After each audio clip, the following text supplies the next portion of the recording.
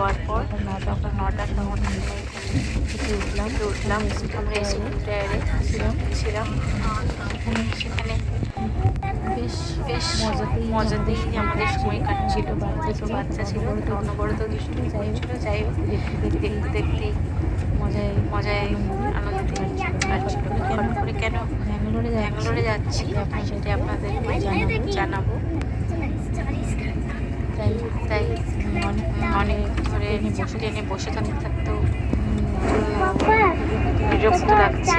তাই ভাবলাম যে আপনাদেরকে দেখাই ট্রেনের মধ্যে কী করছি না করছি।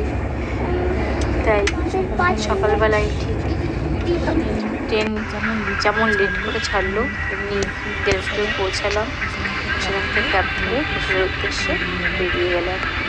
আপনাদেরকে জানাবো কেন ব্যাঙ্গালোরে